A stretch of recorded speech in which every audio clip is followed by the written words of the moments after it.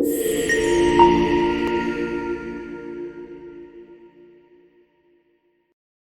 welcome to AI Command Academy. Let's take a look at skills today. It's a new feature in Claude, and I've done most of that skills development in Claude Code, but let's do it in Claude Desktop or just Claude in your browser. So stay tuned, be right there. Hi, welcome back. We're going to do part 2 of Claude skills. So this time we're going to do we're going to create our own skill. And it'll be a simple example, but you can catch the drift. And they're a lot of fun to do. So this is just going to be playing around. I don't actually know how this will turn out, so let's hope for the best. All right, so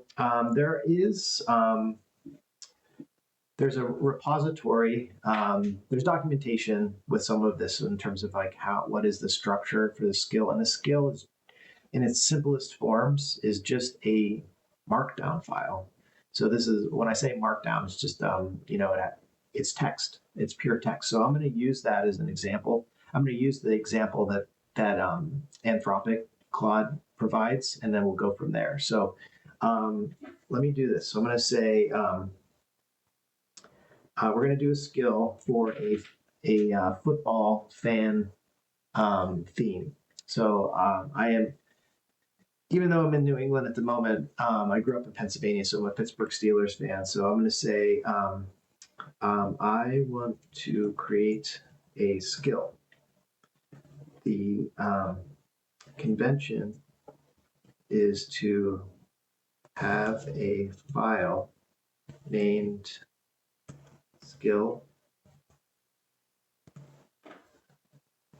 that contains information about the skill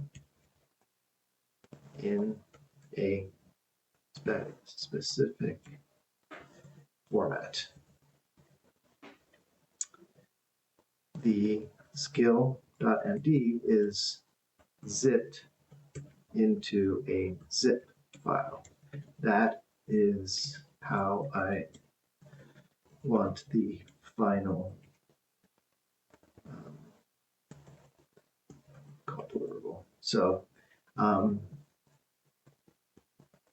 I want you to create a skill for the Steelers fan theme. Do research on the colors and other elements of the Steelers brand and fill out the skill.md in this format. So now I'm going to paste the format that skills.md file has to be. So it's very simple. It has to be in this format. Name, description. There's more you can do, but this is the basic. The name of the skill, and then all the instructions with examples and so forth. So we're going to let Claude do a little bit of research. In fact, we're not going to say do this color, do that color. We're going to totally relinquish control here and let Claude do it. And in fact, I'm using Haiku 4.5. It's much faster. And I think it's going to be sufficient to do what we want to do. So let's take a look. I'm going to hit go here, and let's see what we get.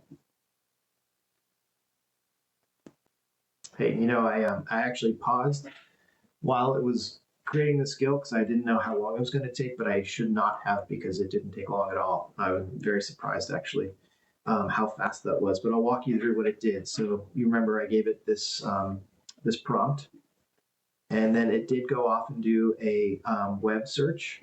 So I have configured for Claude to go do web search, and it did. And so it looked up all of this information very, very quickly in a matter of seconds. And then it created the SKILL.md. So we're going to take a look at that. This is the markdown, right? So this is the name. It's Steelers fan theme description. Also theme and then the description. And then look, it goes and nails all the colors for the most part. And of course, we can tweak this. We don't have to be happy with what it gives us, but we're just going to stick with it here. It gives the examples and the guidelines. And now, if you go down further, remember it has to be in a zip file. So we have our zip file, and we're going to download it to our computer. So let's do that. And now we can go to our settings, and go to settings and capabilities, scroll down to artifacts. We're going to upload that skill. All right. It did, yeah, it took it. So I've had it in the past where I didn't do the format correctly, and so it rejects the upload, but this time it did it. So we have a Steelers fan theme, and yeah, a little description on how to use it. So let's try it in a chat. And again, it's very simple. Hey, Claude, I just added the Steelers fan theme skill. Can you make something amazing with it? So let's do it. Make something amazing.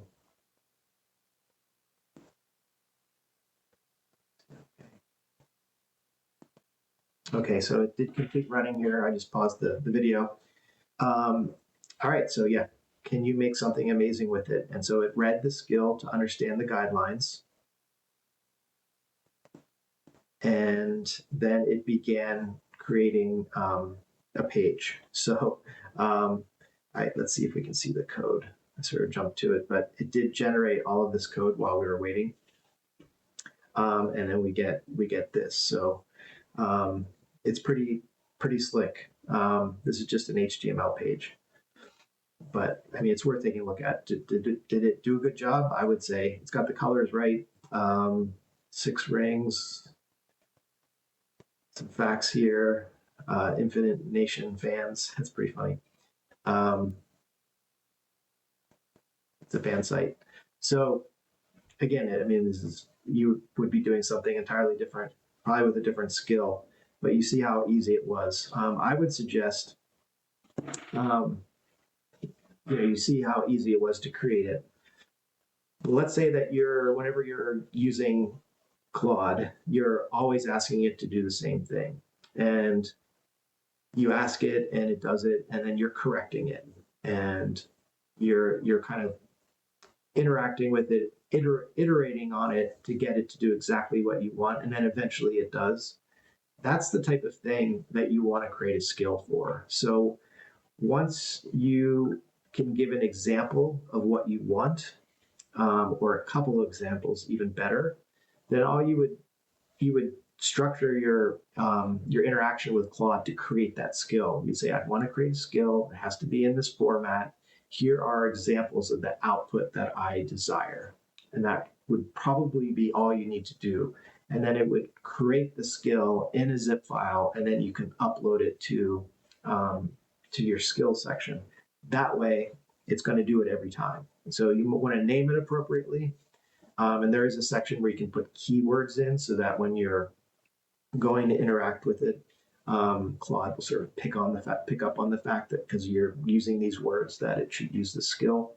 Or you can just say, use the skill to do this, and then it will invoke the skill. So my examples are kind of silly here with the Steelers theme, but you can see how this could eventually become very, very good capability that you're using in your workflows. So thanks a lot. Long video. Appreciate it. I'll see you later. Bye.